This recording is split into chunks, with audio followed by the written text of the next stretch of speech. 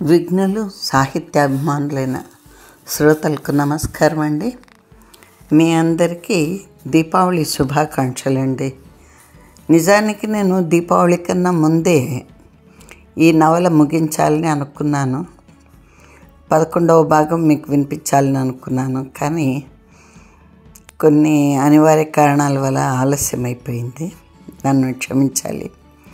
ఇప్పుడు మీ అందరికీ ఈ కాశ్మీర రాజ నవలల్లోని కాశ్మీర రాజవంశ నవలల్లోని 5వ నవలైన కవలలు వినిపిస్తున్నాను కదా. ఆ కవలలు నవల 11వ భాగం ఆఖరి భాగానికి మీకు స్వాగతం పలుకుతున్నానండి. సరే, మామూలుగానే కథ మొదలు పెట్టేక ముందు జరిగిన కథ ఒకసారి మళ్ళీ చెప్పుకుంటాం. గత వారం మీకు చెప్పిన కథ ఏమైంది అని. విజయదశమి రోజు 10వ భాగం మీకోసం నేను చెప్పాను. ఆ 10వ భాగంలో ఏమైంది, చెల్లెల కవల ద్వారా అన్ని విషయాలు జలౌకసునికి తెలిసాయి. మిగిలినవి రూపలత చెప్పింది. సరే, వారి పుట్టు పూర్వోత్తరాలు, బంధురాలకు వాళ్ళని పెంచిన విధానము, మధ్యలో బర్బరుడు జలౌకసునికి రూపలతనిచ్చి పెళ్లి చేయడము, ఇవన్నీ విషయాలు మనకు తెలిసాయి. అలాగే బర్బరుడి దుర్బుద్ధి బంధురాలక కనుక్కోవడము, బంధురాలక బర్బరుడిని ఉపాయంగా ఖాతంలోకి తోసేసేయడము, అవి కూడా తెలిసింది. ఇక మళ్ళీ ఈ మహారాజు గురించి వాళ్ళ మధ్య చర్చలు వచ్చింది. చెల్లెల కవల బంధురాలక లేనప్పుడు గది అంతా పరిశోధించి తనకు కావాల్సిన వస్తువులన్నీ సేకరించి పక్కన పెట్టేసి, అలాగే బంధురాలక రాకపోకలకు వీలైన ఒక యంత్రంను కూడా తవ్వి తీసింది, పక్కకు పెట్టింది. దానికి పూజలు జపము చేసి మళ్ళీ వాడుకోవచ్చు అని చెప్పింది. తర్వాత తను గుహకు వెళ్ళి అక్కడేం జరుగుతుందో చూసి వస్తాను, పలానా రోజు రాజుని రమ్మని చెప్పండి అని చెప్పేసి వెళ్ళిపోయింది. తర్వాత రావాల్సిన రోజుకు రాలేదు. తర్వాత వచ్చింది మళ్ళీ. వీళ్ళు కంగారు పడుతున్నారు. రాజునేమో రమ్మని చెప్పొచ్చినాము, ఈమె ఇంకా రాలేదు అనుకుంటూ ఉన్నారు. ఆమె వచ్చింది. వచ్చి అఘోరగంటుడు తన రత్నమును పోగొట్టుకోవడము, ఆ రత్నం కోసము ఒక అజ్ఞాత వ్యక్తి వెంట పోవడము, ఆ ఖాతంలో దూకడము, అది చూసి బంధురాలకు స్పృహ తప్పడము, బంధురాలకు ఆరోగ్యం పాడవడము, బంధురాలకును చెల్లెల కవల గుహ దగ్గరకు చేర్చి ఆమెకు సపరీలు చేసి వచ్చిన సంగతి, అన్ని విషయాలు చెల్లెల కవల చెప్పింది. అలాగే చెల్లెల కవల మహారాజుతో ఏం మాట్లాడాలి ఏమి అనేది ఆలోచిస్తోంది. వీళ్ళు జలౌకసుడు రూపలతతో చర్చించింది. వాళ్ళు సరదాగా కబుర్లు కూడా చెప్పుకున్నారు. ముగ్గురు ఒకటైనారు. ఒకవేళ ఏ కారణం వల్లనైనా రాజు ఈ ఒప్పుకోకపోతే తాము ముగ్గురు ఎలా పలాయనం చిత్తగించాలో కూడా ఒక పథకం సిద్ధం చేసి పెట్టుకున్నారు. తర్వాత ఆమె వచ్చినాక జలౌకుడు పోయి తాను చెప్పవలసిందంతా రాజుగారికి చెప్పి రాజును తన ఇంటికి రమ్మని ఆహ్వానించొచ్చాడు. రాత్రి 2వ జామున రమ్మన్నాడు. దానికి పరాశరుడు కూడా ఆ సమయం రాజునకు విజయ సమయమే, రాజును తప్పకుండా వెళ్ళమని ప్రోత్సహించాడు. ఇలా కార్యం ముగించుకొని జలౌకుడు వచ్చి చెల్లెల కవలతో చెప్పాడు ఇలా జరిగింది అనేసి. తర్వాత జలౌకుడిని ఒక ఆట ఆడిచ్చారు చెల్లెల కవలను రూపలత. చివరికి ఎలాగో దేవి దయ వలన జలౌకుడు తన భార్యను గుర్తుపట్టగలిగాడు. అది సరిపోయింది. ఇక రాజును రమ్మని చెప్పాడు కదా, కింద సందడిగా అనిపించింది. జలౌకుడు అన్నాడు చెల్లెల కవలతో, వాళ్ళు వచ్చినట్టున్నారు, సందడి వినిపిస్తోంది. ఆయన ఒక్కడే వచ్చాడు, వసుకులుడు మేఘవాహనుడు కూడా వత్తురు అని కొద్దిగా సంకోచంగా చెప్పాడు. చెప్తే చెల్లెల కవల చెప్పింది, అందరినీ నీ శయామందిరానికి తీసుకొని రా అని అక్కడ మాట్లాడదాము అనేసి.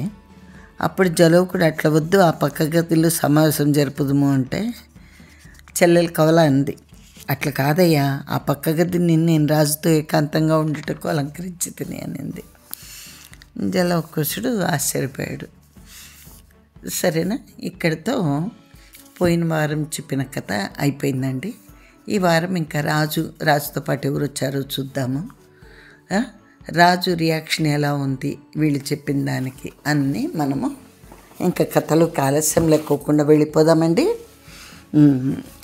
జలౌకసుడు వెళ్ళి వారిని చూచిన మహారాజు, వసుకులుడు, మేఘవాహనుడు ముగ్గురును వచ్చిరి.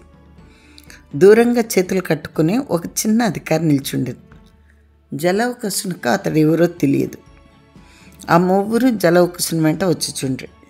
అతడు కొంత దవ్వుగా వచ్చుతూనే ఉండెను. జలౌకసుడు వారి ముగ్గురిని తన శయ్యామందిరంలోకి తెచ్చాను. వారు వచ్చేడి లోపులుగా అచ్చట 3 ఉన్నతాసనములు అమర్పబడి ఉండదు. అంటే 3 మంచి కూర్చోవడానికి వీలైన ఆసనములు. జలౌకుడు అబ్బురపడిన, ఇంతలో ఇట్టి ఆసనములు ఎట్లా అమర్పబడినవి? మహారాజు యొక్క ఆసనం ఉన్నతమైంది. జలౌకసుడు మేడ దిగి కిందకి పోయి వారిని సన్మానం చేసి తీసుకొని వచ్చుటకు కొంతసేపు పట్టింది కదా. చెల్లెలు కవల వీటినన్నింటినీ పూర్వమే మనసులో నిర్ణయించుకుని తానట్లు పోట తోడిన సేవకుల చేత ఈ పని చేయించి ఉంటుంది అని అనుకున్నాడు జలౌకసుడు. ముగ్గురు ఆసీనులైరి. జలౌకుని మంచం మీద కూర్చుండమని వారు బలవంతం చేశారు. సరే, వాళ్ళ ముగ్గురికి 3 చైర్లు వేసినారు కదా. ఇంకా ఒక జలౌకుడు కూర్చోవడానికి మంచం మీద కూర్చోమన్నారు. దూరం నుండి నడిచి వచ్చిన సేనాపతి ద్వారం వద్ద నిల్చుండెను. జలౌకసుడు అతన్ని చూచెను. అతడు కనిష్కుడు అన్నది గుర్తునకు వచ్చింది. ఇంతలో బుద్ధుని విగ్రహం కదిలాను. ఒక పైనుండి కిందకు ముసుగు వేసుకొని రూపమేర్పరుపరాని స్త్రీ, అంటే ఎవరు అనేది అర్థం కాదు, ఫలములు, పలహారములు, ద్రాక్షరసములు తెచ్చిచ్చి వెళ్ళిపోయింది. అందరూ ఆరగించారు. తర్వాత కస్తూరి, జవ్వాజి, పునుగు, తాంబూలం తేబడెను. వారు అనుభవించిరి. అప్పటికి మరికొంత పొద్దుపోయింది. అప్పుడు ఆ ముసుగురి మళ్ళా ఊరిక వచ్చి నిల్చుండెను. వసుకులుడు ఇలా అన్నాడు, ఏమమ్మా నీ పేరేమి? ఆమె అంది, పెండ్లి కూతునకు మాటలు వచ్చినా రావా అనే ప్రశ్నించుచున్నారు అంది. ముగ్గురును దిగ్భ్రాంతులైరి. ఆమె అంది, నా పేరు రాజుగారికి తెలియను, వారిని అడుగుడు. అప్పుడు రాజు అన్నాడు, ఎవరి పేరు వారు చెప్పవలేను అని. ఆమె అంది, ఇతర ప్రాంతంలో ఎందుకు ఆచారం కలదు, పెండ్లిలో ఒకరి పేర్లు ఒకరికి చెప్పవలేను.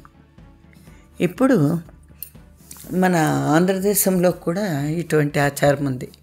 పెండ్లి అయిపోయాక పెళ్లి కూతురు గృహప్రవేశం చేయించినప్పుడు, అంటే అత్తవారింటికి గృహప్రవేశం చేయించినప్పుడు బయటనే నిలిపి హారతి ఇస్తూ మగని పేరు చెప్పమని అమ్మాయిని, భార్య పేరు చెప్పమని అబ్బాయిని, ఈ పేరెంటాళ్ళు వేడుక పట్టించడం, తమాషా చేయడం, వేళాకోళం చేయడం ఇవన్నీ ఉంటాయి. అది మన వైపు కూడా ఈ ఆచారం ఉంది.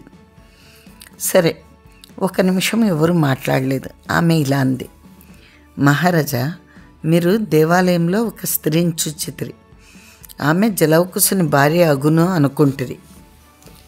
భార్యయో కాదు, ఆ స్త్రీ యొక్క రూపురేఖలు, కనుముక్కు తీరు, శరీరాంగ విన్యాసము, మేని తాళతళ్యము, నేత్రకాంతి, మూర్తజములు అంటే వెంట్రుకలు, ముడిచిన సొంపు, చీర కట్టిన ఒయ్యారము, చీర యొక్క సొగసును మిగిలివచ్చు లావణ్యము మొదలైనవన్నీ చూచి కదా ఆమె సౌందర్యవతి అనుకున్నది. ఆ సౌందర్యము తత్శరీర లావణ్యాధికములు ప్రధానములు కానీ ఆమె జలౌకుసుని భార్య అవుట ప్రధానం కాదు కదా. రాజు నిస్తబ్దుడాయను. వసుకులుడు అన్నాడు, అమ్మ, నిజమునకు ఆ సౌందర్యమే ప్రధానము. జలౌకుసుని భార్య అగుటలో కూడా కొంత ప్రాధాన్యం ఉన్నది. ఆమె అంది, లేదు, ఉన్నచో మహారాజు మిత్రుని భార్యను స్వీకరింపడు.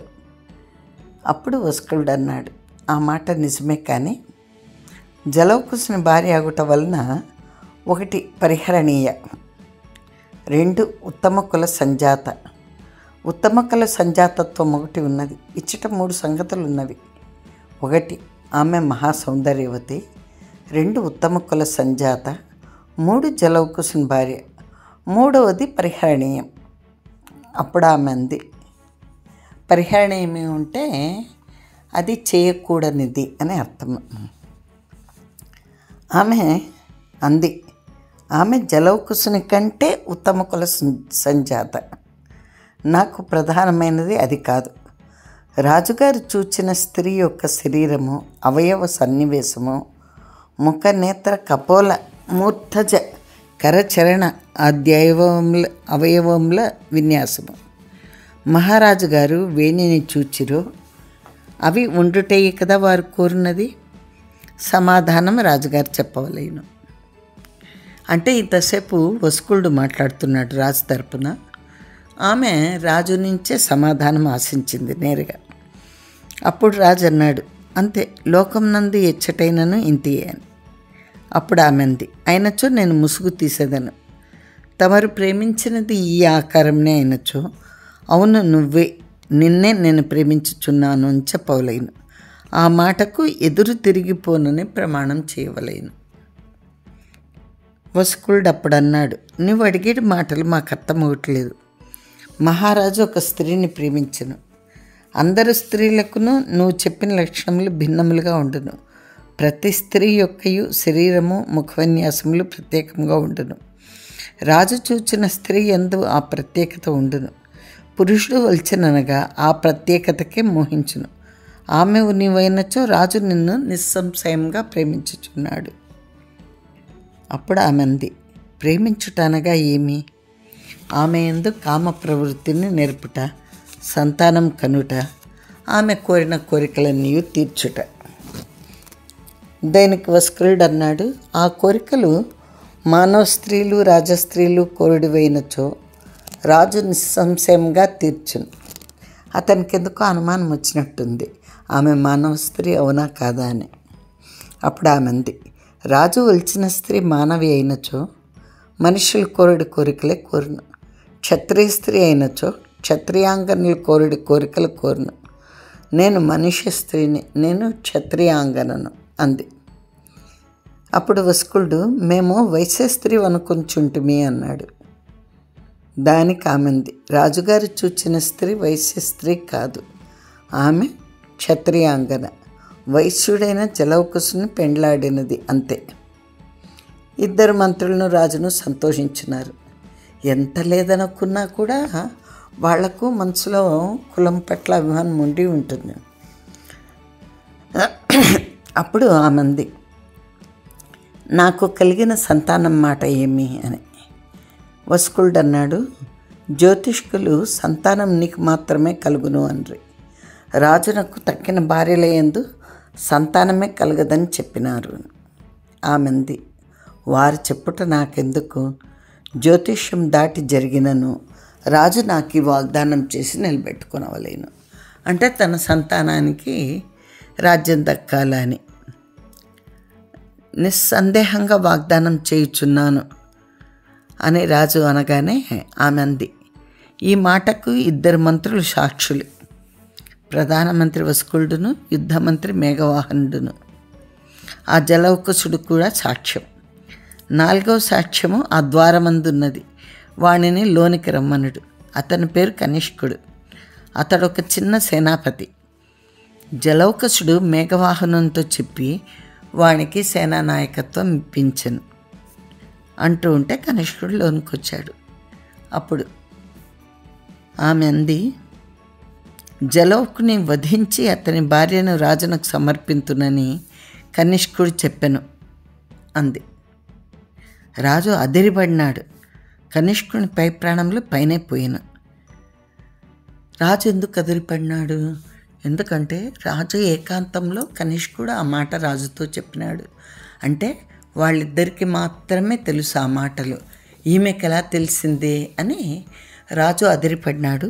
కనిష్కునికి ప్రాణాలు పైనే పోయినాయి. ఆమె అనింది మరి. రాజు అంగీకరింపలేదు. తన భార్యను రాజున కర్పింపగా జలౌకుడు 15 దినముల కింద రాజసౌధమునకు వచ్చినప్పుడు కనిష్కుడు జలౌకుని చూచెను. నమస్కారం కూడా చేయలేదు. అతడిప్పుడు మహారాజునకు అంగరక్షకుడుగా వచ్చెను. మేఘవాహనుని కంటే వీరుడా అని అంత ఆమె వెళ్ళిపోయింది. ఆమె జరిగింది జరిగినట్టు చెప్పేసింది. వారిలో వారు గగ్గోలు పడనారంభించిరి. కనిష్కుడు కదలలేకపోయాడు. స్తంభితుడయ్యాను. జలౌకుడు కన్నులతో వాడి వంక నిప్పులు కురియించుచుండెను. వీడికి ఇంత సహాయం చేస్తే వీడు నన్ను చంపుతానన్నాడా అని. రాజుకైతే తన ఒళ్ళు తనకు తెలియలేదు. పొద్దుట జలౌకుడు చెప్పాను కదా, ఆమెను మీరు బంధింపనించో ఆమె మీకు సాధ్యం కాదని. ఈమె ఒక యక్షిణి కావలేను. జలౌకుడు తన పూర్వపుణ్య వశంన ఈమెను భార్యగా బడిసెను అని రాజు అనుకుంటున్నాడు. ఈమె ఒక యక్షిణి ఏమో, లేకపోతే జరిగిందంతా ఆమెకు ఎలా తెలిసిందేని. అరగడియ గడిచిన తర్వాత ఆమె మరలా వచ్చిన ఇట్లంది, కనిష్కుని నేను క్షమించి తిని అతడి ఇచ్చటి నుండి వెళ్ళిపోవాలేను. వెంటనే కనిష్కుడు వెళ్ళిపోయాడు. ఆమె జలౌకుశంతో అంది, వాడిని మేడ దాటి పంపించరమ్మని చెప్పి పంపించాను. జలౌకుడు పిల్లివలే లేచి వెళ్ళాను. రాజును మంత్రులు ఆశ్చర్యపోయి, ఇతనికి ఈమె భార్య ఏమే, ఈమె ఎవరు, ఆమెను అర్పింతును అనుటకు ఇతడెవరు? ఆమె చెప్పిన మాటలు వచ్చి అతడు రాజు దగ్గర చెప్పుచుండెను. అంతే. ఈమె చివరికి ఏం చేయును? రాజును స్వీకరించునా? ఆమె మహారాజును ప్రేమించుచున్నదని జలౌకుడు చెప్పుచుండెను. ఇట్లా వాళ్ళు మనసులో అనుకుంటున్నారు రాజును మంత్రులు. ఇంతలో జలౌకుడు వచ్చాను. ఆమె మళ్ళా వచ్చాను. ఆమె ఇలా అంది, మహారాజా అంటే ఆమెకు వాళ్ళు మనసులో అనుకున్న మాటలు కూడా తెలిసిపోతున్నాయి. ఆమె ఇలా అంది, మహారాజా మిమ్ము నేను ప్రేమించుచుంటినని తమరికి తెలియను. మీరు జలౌకుని ఇంట అతిథిగా ఉన్నప్పుడు ఈ మేడ మీద జలౌకుని భార్యను పూతిగలను తొలగించి వాటి నడుమగా చూచుచుంటిరి. మీరు చూచుచుంటిరనే ఆమెకు తెలియదు. పొరుగు పడుచులు వచ్చి ఆమెకు చెప్పిరి. ఆమె కళవళపడాను. ఆనాడు ఆమె మిమ్ము వదిలి మేడమెట్లు దిగి పోలేకపోయాను. మర్నాడు మహారాజు సౌదోపరి భాగమున ఉండెను. పైకెవరినో పోరాదని జలౌకుడు ఆజ్ఞ చేశాను. అతని భార్య పైకి వచ్చుటకు వీలు లేకపోయాను. అందరినీ లయించి పొద్దు కుంకిన తర్వాత వచ్చాను. ఆమె ఎంతసేపో ఉండుటకు వీలు లేకపోయాను. ఆ తొందరలో మీ పైన ఒక పువ్వును విసిరి వెళ్ళిపోయాను. ఆ మరుసటి నుండి తమరు ఆరంభించిరి. ధర్మం ఒకవైపున, వలపు ఒకవైపున మేము బాధింపనారంభించాను. చివరికి ఇచ్చటికి వచ్చినది. నేను లజ్జపడట్లేదు. వ్యవహార సమయంలో లజ్జ ఇందులకు తమరు నన్ను భార్యగా స్వీకరించిన తర్వాత నేను లజ్జపడుదునో ఏం పడుదునో తెలియదు. మీరు నన్ను ఎంత ప్రేమించుచుంటిరో నేను మిమ్మంత ప్రేమించుచుంటిని, అంతకంటే ఎక్కువ ప్రేమించుచుంటిని. మీరు నన్ను స్వీకరింపకూడదు. నేనేమగుదునో నాకే తెలియదు. దానిని గురించి చెప్పను. నేనెవ్వరికీ అపకారం చేసేటిదానను కాను. నన్ను మహారాజు స్వీకరించించో తన నిమిషం నుండి నేను వారిని దైవంగా భావింతును. వారికి జయము సమకూర్పగలను. లక్షల దీనారములు ఇయ్యగలను. శత్రు రహస్యములు తెలుసుకునగలను. తమరిని నన్ను స్వీకరింతురా అని అడుగుతున్నాను. జరిగిందంతా చెప్పేసింది కదా. చెప్పేసి ఇలా అంటుంది. అప్పుడు వస్కులుడు అన్నాడు, దేవి శ్రీరామ్ మోకాలడ్డు వాడేవుడు, నీవై నువ్వు వస్తానంటే ఎవరు వద్దంటారు అంటున్నాడు. ఆమె అంది, కానీ నన్ను రేపు జలౌకసుడు దేవికి సమర్పించును. నేను దేవదాసి నగుదును. నా క్షత్రియత్వం పోవును. ఒక దోషము పోయి ఇంకొక దోషం సంక్రమించును. ఒకని భార్యను అన్న దోషం పోవును, సామాన్యనన్న దోషము ప్రాప్తించును అని. వస్కులుడు అన్నాడు, దేవి నువ్వు మహాపండితురాలవు. నీవు స్వతః పవిత్రవు. రాజన్నాడు, రెండవ దోషము మొదటి దోషము తొలగించుటకు చేయబడుచున్నది, దానిని మేము పరిగణింపము. నీ విషయంలో నువ్వు నిజముగా సామాన్యమైనను మాకు అభ్యంతరం లేదు. మాకు శిరోధార్య వగుచున్నావు అన్నాడు. ఆమె అంది, నేను ముసుగు తీసేదను. నేను మీరు చూచిన స్త్రీని అవునో కాదో మీరే చూచుకొనవచ్చును. నేనే అని మీరు అంగీకరించినచో, తర్వాత నాకు ఒక ధర్మ సంశయం ఉన్నది, దానిని మీరు సక్రమంగా తీర్చినచో, న్యాయముగా మీరు ఆలోచించగలిగినచో నేను మీకు భార్యనగుదును. నేను చెప్పబో ప్రశ్నలో ఒక విషయం ఉన్నది. ఇందులో జలౌకసునకు ఏమీయో అన్యాయం జరగరాదు. మన ప్రసక్తి లేకుండా, మహారాజునకు నష్టం లేకుండా, నేనే తాను ప్రేమించిన స్త్రీనని రాజు అంగీకరించిన తరువాత, మహారాజు అంగీకరించిన స్త్రీ మహారాజునందు బద్ధ ప్రణయిని అయిన తరువాత, మహారాజు యొక్క భోగమునకు భంగము లేకపోయిన తర్వాత, మహారాజునకేమీయూ నష్టం లేనిచో, జలౌకసునకు న్యాయం జరిగినచో, జలౌకసునకు నష్టం లేనిచో మహారాజు అభ్యంతరం పెట్టకూడదు. ఇక్కడ ఇన్ని షరతులు విధిస్తోంది ఆమె. మహారాజు ఈర్ష్యపడకూడదు. జలౌకసుని భోగము కూడా తనకే కావలేను అనరాదు. రాజు ఆ వాగ్దానం చేసినచో నేను ముసుగు తీసేదను. తాను ప్రేమించిన స్త్రీ నేనో కాదో రాజును నిర్ణయించుకోమనుడు. ఆమె నేనే అయినచో రాజును నన్ను స్వీకరింపమనుడు. రతనము తోడి కంకణము నేను తెచ్చి తిని, రాజు నా చేతికి దానిని పెట్టవలేను. రేపు నేను దేవాలయంలో నృత్యం చేయుచుందును. అచ్చటికి రాజు తమరిష్టం వచ్చిన వాహనం మీద వచ్చి నన్ను తీసుకొని పోవలేను. రేపు దేవాలయం నుండి జలౌకసుని ఇంటికి తిరిగి రాను. వీటి అన్నిటికీ అంగీకారమైనచో ముసుగు తొలగించదను. వారు ముగ్గురును, అంటే రాజు యొక్క మంత్రులిద్దరూ ముసుగు తొలగింపమని ఆమె ముసుగును తీసివేసను. మేఘవాహనుడు వసుకులుడును నేలకు దిగి వచ్చిన ఒక అప్సరసను చూచుచుండిరి, ఒక దేవీమూర్తిని చూచుచుండిరి. తమకు తెలియకుండా ఇద్దరునూ లేచి తలలు వంచి చేతులు కట్టుకుని నిల్చుండిరి. రాజు చూచెను. రాజు యొక్క ప్రథమ దృష్టిపాతము తన ముఖ పార్శ్వంన పడినట్టుగా ఆమె నిల్చుండెను. రాజు దేవాలయంలోని బాలాదేవి ముఖము తిప్పినట్టుగా చూచెను. ఆయన ఒడల ఆయనకు తెలియలేదు. ఈ మహాస్వర్గం ఇట్లు ప్రత్యక్షమగునని తాను అనుకొనలేదు. నిమిషకాలం ఎవ్వరూ మాట్లాడలేదు. జలౌకుడు తన భార్య కాదు కదా అనుకొన్నాడు. రాజు ప్రథమ ఆశ్చర్య ప్రపాతమును తాళుకొని మంత్రులతో ఇట్లన్నాడు, ఆమె ఇంకనూ మీకు రాజ్యం కాలేదు, కూర్చుండు. ఆమె ఇంకా రాణి కాలేదు, మీరు కూర్చోవచ్చు అని చెప్పాడు. వాళ్ళు తెప్పరెళ్ళి కూర్చుండిరి. ఆమె రాజువైపుకు తిరిగింది. ఆమె చేతిలో రత్న కంకణం ఉండెను. రాజు మాట్లాడలేదు. లేచి నిల్చుండి ఆమె కడకు 4-5 అడుగులు వేసి ఆమె చేతిలోని కంకణం పట్టుకొనెను. ఆమె ఇచ్చెను. రాజు ఆమె చేతిని గ్రహించి చెయ్యి పైకెత్తి కంకణంను విచ్చి చేతికి పెట్టి శీలను మలిపెను. ఆమెను చేతితో పూని తాను కూర్చున్న ఆసనం మీద కూర్చుండబెట్టబోయాను. ఆమె జలౌకసుని లేచి రాజాసనం నందు కూర్చుండమని సన్నజిచ్చెను. అతడు లేచెను. ఆమె రాజుతో సహా మంచం మీద కూర్చుండెను.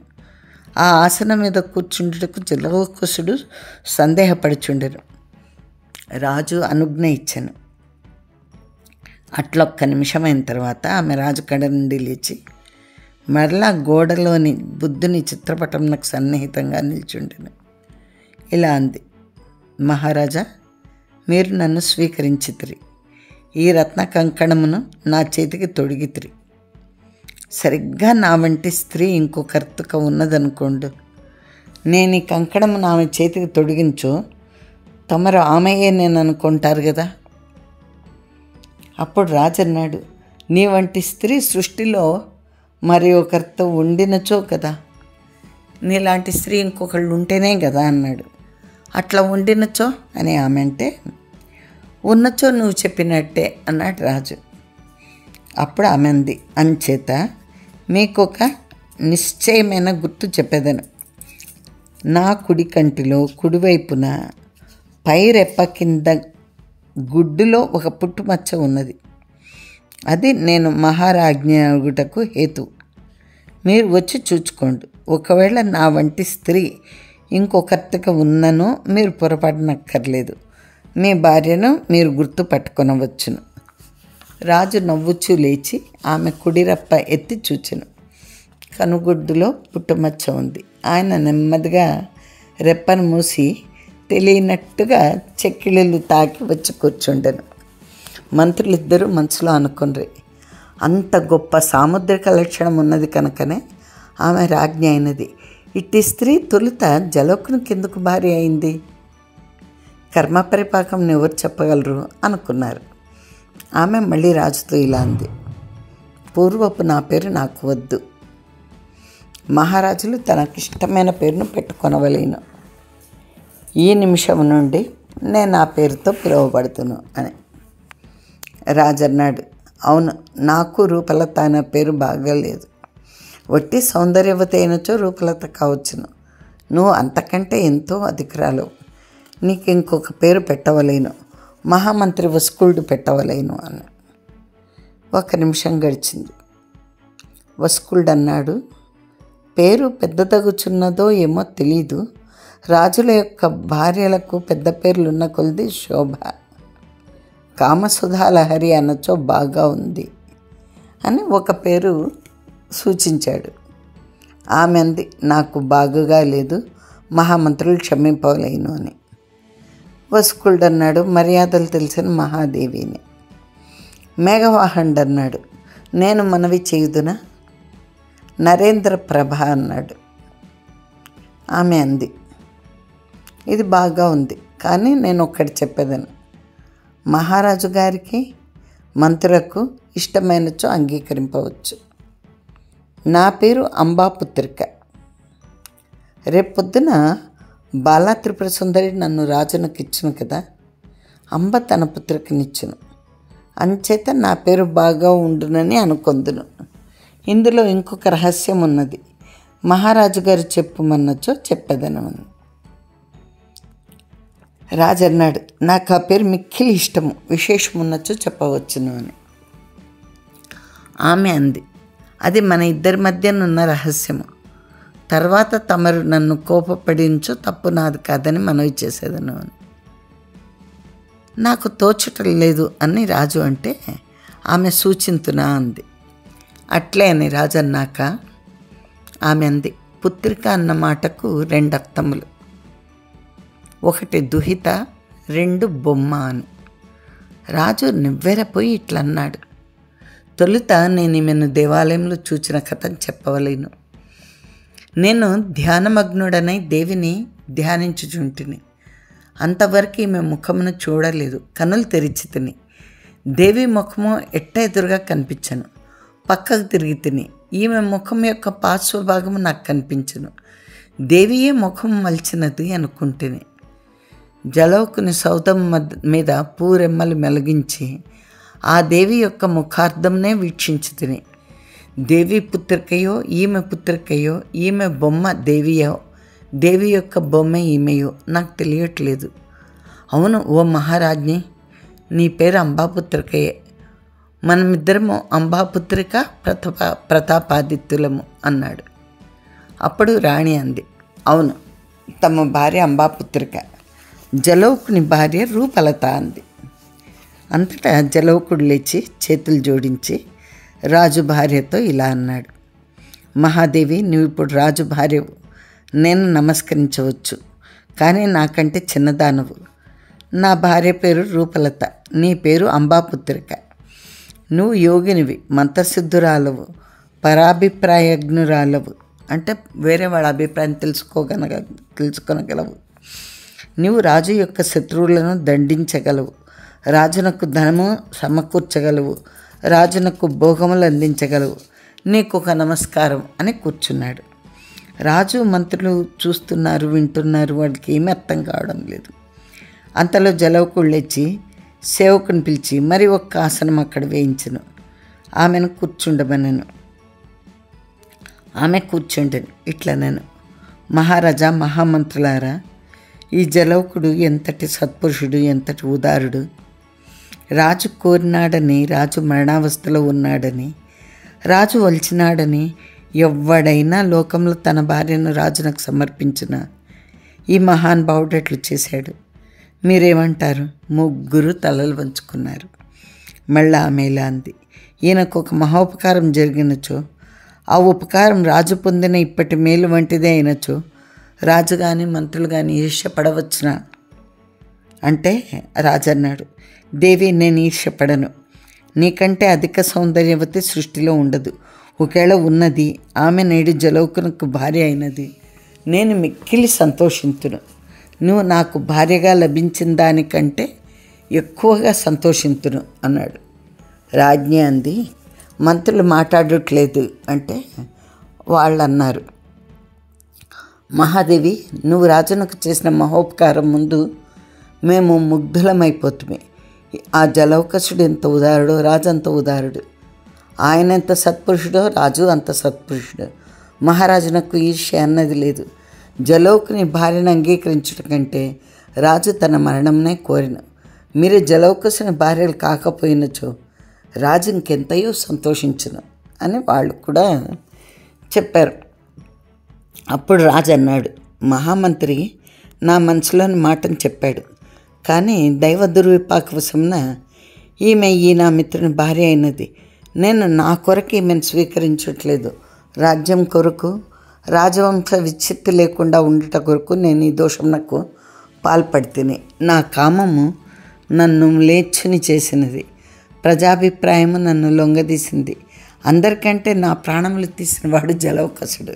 జలౌకసుని మీదే నిందిస్తున్నాడు. రాజ్ఞి అంది, మహారాజా, 100 వేదాంతములు చెప్పవచ్చు, కామం దగ్గర వచ్చినప్పటికీ వేదాంతములు నిలవవు అని. రాజు అన్నాడు, మహాదేవి, నీవు ఈ ప్రశ్నలు ఎందుకు వేయించుచుంటివో మాకు అర్థం కాలేదు, మాకు తెలియట్లేదు.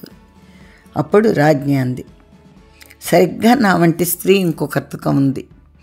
మేమిద్దరం పక్కపక్కన నిల్చున్నచో మా ఇద్దరిలో మీ భార్య ఎవరో మీరు చెప్పలేరు. నేను రత్న కంకణంను తీసి వచ్చేదను. నా కనుగుడ్డు మీద పుట్టుమచ్చ ఒకటియే మీకు గుర్తు అంది. అప్పుడు రాజు అన్నాడు, ఉండనిమ్ము, నాకేమి, ఆమెయు నీ వంటి సౌందర్యవతి కావచ్చు. నీ విద్యలు, నీ వివేకం ఆమెకి ఎచ్చటి నుండి వచ్చును.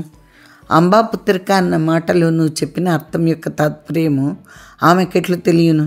కనిష్కుడు నాతో అన్నమాట ఆమె ఎట్లు గ్రహించగలుగును?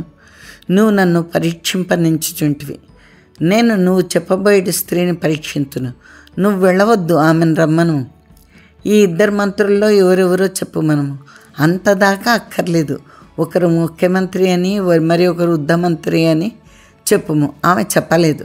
ఒకవేళ చెప్పును, కనుగొడ్డు మీద పుట్టుమచ్చ మహారాజ్ఞి లక్షణం ఆమెకుండదు. లేనిచో ఆమె మహారాణియే కాదు. ఆమె ఎవరో నాకు అక్కర్లేదు. నువ్వు దేవాలయంకు పోనక్కరలేదు. ఇక్కడి నుండియే వెళ్ళిపోదు. తెల్లవార వచ్చుచున్నదేమో. నేను పట్టపటే నువ్వు తెచ్చి తిని, వాద్యములు తెచ్చి తిని, ఇచ్చట్నే స్నానాధికములు చేసి ఊరేగింపుగా మన సౌధములకు పోదము. దారి వెంట వారాంగణ నృత్యములు కూడా ఉండును. అంతా మొత్తం ప్రిపరేషన్ అయిపోతుంది, వచ్చేసాయి నాతో పాటు అంటున్నాడు రాజు. రాణి అంది, అయినచో ముందు దేవాలయంకు పోయి పూజలు నేర్పి పోవలేను అంటే రాజు అన్నాడు, దేవి ఆజ్ఞ ఎట్లనో అట్లే అని. రాణి అంది, కానీ నాకు ఇంకొక అనుమానం బాధించుచున్నది, దానిని కూడా మనవి చేసేదను. దేవాలయంలో మహారాజులు చూసింది నన్ను కాదనుకోండు, నా వంటి స్త్రీ అనుకొనుడు. ఈ సౌధం మీద చూడబడిన స్త్రీ కూడా ఆమెయే. అప్పుడేమగును అంటే రాజు అన్నాడు, అప్పుడైనా నువ్వే రాణివి. వస్కుల్డ్ అన్నాడు, దేవి, మరి అప్పుడు ఆమె కూడా రాజును ప్రేమించుచున్నట్టే కదా.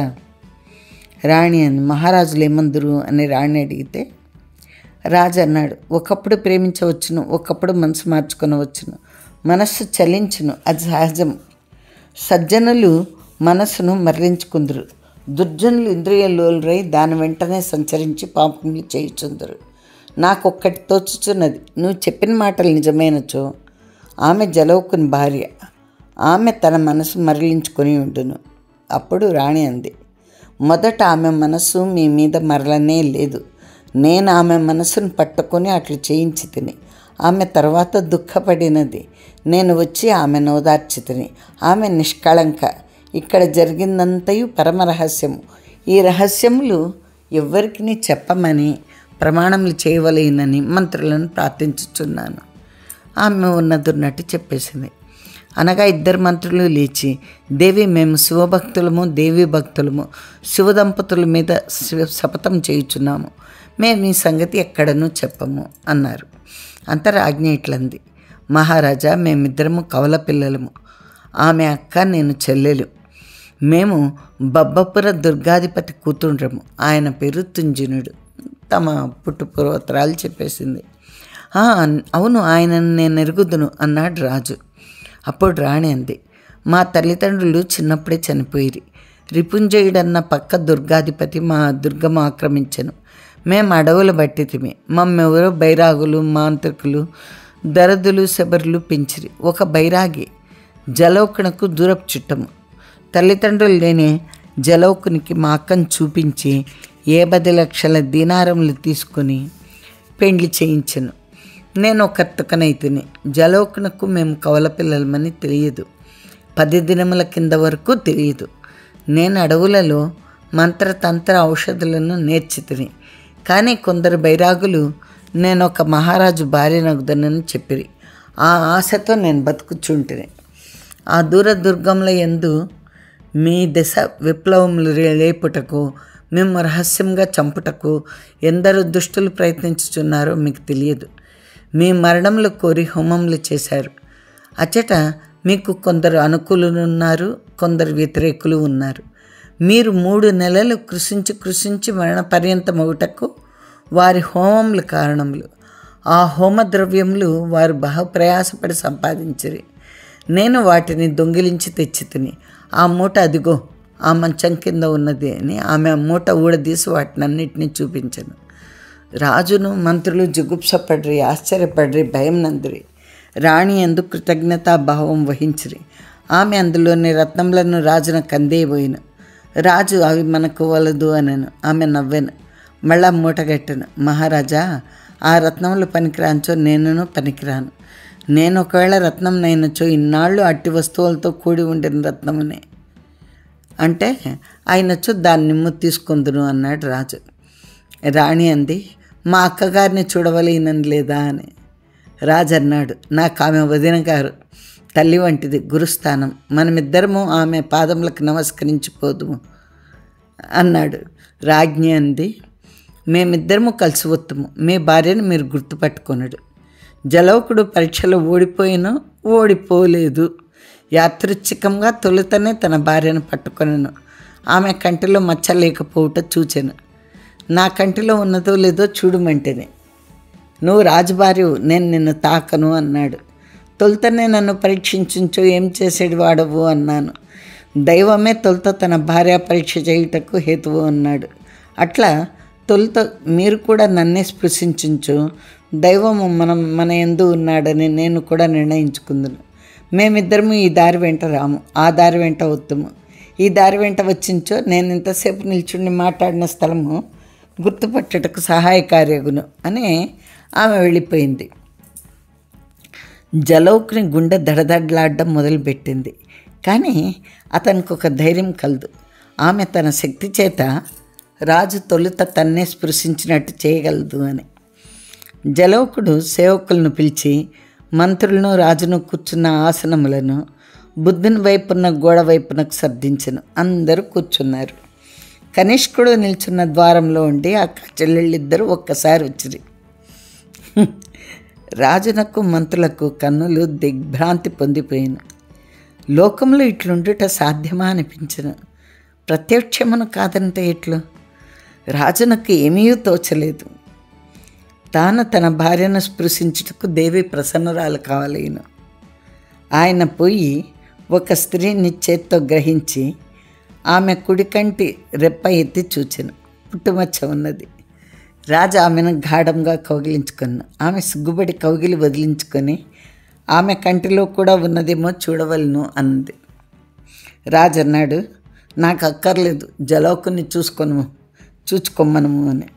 జలౌకుడు లేచి తన భార్య కన్ను తెరిచి రాజునకు చూపిస్తూ ఇట్లన్నాడు, మహారాజా చూడు, ఈమె కంటిలో పుట్టుమచ్చలేదు, ఈమె నా భార్యయే.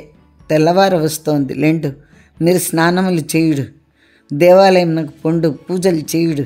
ఆమె సహాయంతో విరోధులైన దుర్గాధిపతులను సంహరింపుడు, ఆమె ఇచ్చేడు లక్షలు గ్రహింపుడు. మేము మీకు పాల్యులము, అంటే మీరు పాలించవలసిన మీ ప్రజలము, మమ్ము దయచూడు, మీ రాజవంశము చిరకాలము వర్ధిల్లుగాక అన్నాడు జలౌకుడు. అంటే ఇంకా ఇలాగా ఈ మాటలతో ఈ నవల సమాప్తమైందండి. ఈ నవలను విశ్వనాథ వారు ముగించారు. చివరిలో ఎంత బాగా ట్విస్ట్ పెట్టారు చూడండి విశ్వనాథ వారు, ఎంత మంచి కల్పన. ఇక్కడ మీకు ఒక విషయం చెప్పాలి. మీకు ఈ నవల మొదలుపెట్టే ముందు మీకు చూచాయిగా చెప్పాను, ఇదే నవలను పిల్కా గణపతి శాస్త్రి గారు కూడా కాశ్మీర రాజ పట్టమహిషి అనే నవలగా మలిచారు. ఇదే కథనే ఆయన మలిచారు. కానీ ఆయన ఈ కల్పన ఇంత అందంగా ఊహించలేదు. ఆయన ఉన్నట్టుగా జలౌకుశుని భార్య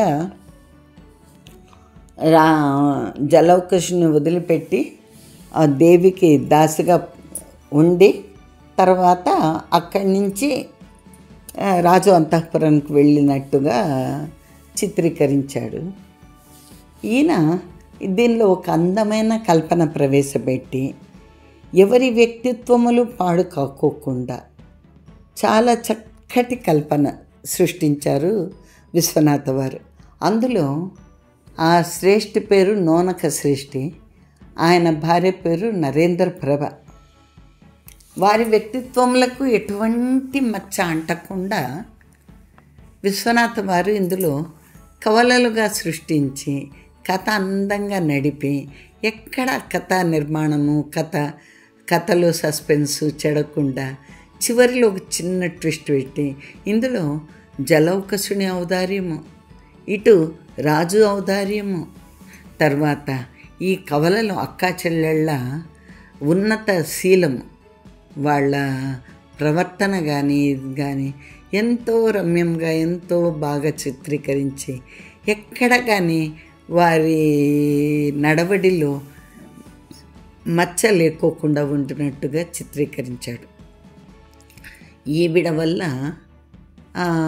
రాజు వంశం నిలబడాలి అని దేవే అనుగ్రహించినట్టుగా చూపించాడు. ఆ కథ నిర్మాణము, ఆ కల్పన ఆ మహాకవికి విశ్వనాథ్ వారికే సాధ్యము అనిపించేంత అందంగా కథ నిర్మించాడు.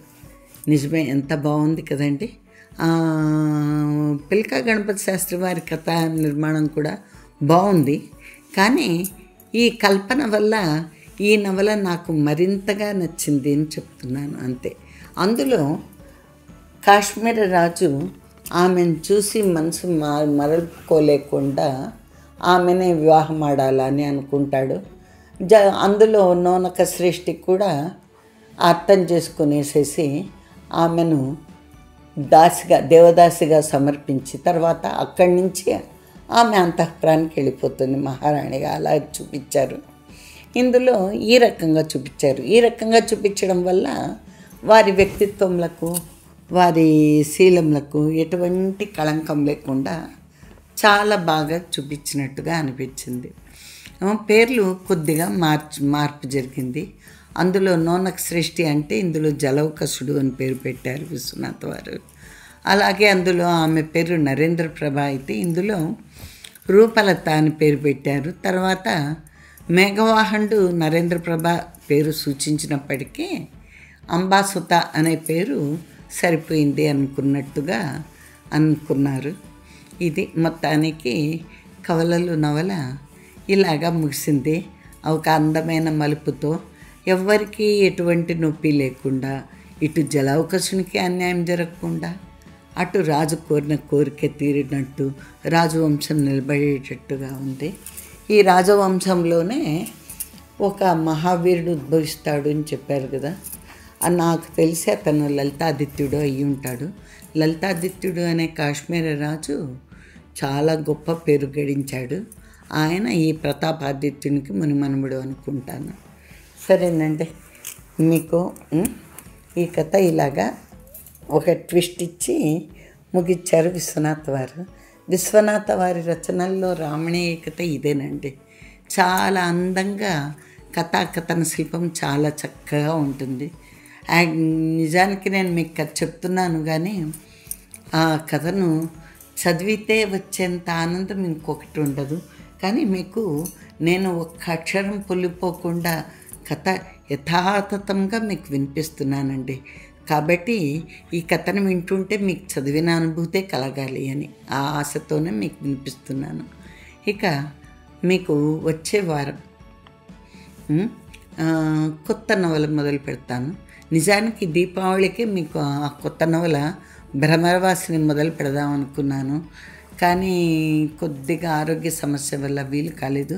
ఇప్పటికి కూడా యాక్చువల్గా నా గొంతు నాకు ఇబ్బంది కలిగిస్తూనే ఉంది.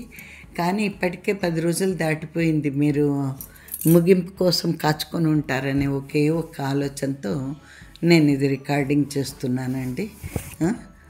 కాబట్టి ఆలస్యమైనందుకు నన్ను క్షమించండి. వీలైనంత తొందరలో మీకు మళ్ళా ఆ 6వ నవల, కాశ్మీర రాజవంశ నవల 6వ నవలైన భ్రమరవాసిని వినిపిస్తానే. సరేనా? మరి మీరు ఈ దీపావళి పండగ ఉజ్వల కాంతులతో ఆనందంగా హాయిగా గడుపుకోవాలని ఆశిస్తూ ముగిస్తున్నాను. మళ్ళీ మిమ్మల్ని కొత్త నవల భ్రమరవాసిని మొదటి భాగంతో కలుస్తానండి. అంతవరకు ఉంటానా? మీరు ఈ నా కథనం నచ్చితే లైక్ చేయండి, సబ్స్క్రైబ్ చేయండి. సబ్స్క్రైబ్ చేయని వాళ్ళు కొంతమంది కేవలం వింటున్నారు కానీ సబ్స్క్రైబ్ చేయడం లేదు. Please subscribe. అలాగే మీ ఫ్రెండ్స్, మీ అభిరుచికి తగినట్టు ఉండే మీ ఫ్రెండ్స్తో ఈ కథలు షేర్ చేయండి. వాళ్ళను వినమండి. ఆసక్తి ఉన్నవాళ్ళు వింటారు కదా. సరేనా అండి? ఉండనా? Bye bye.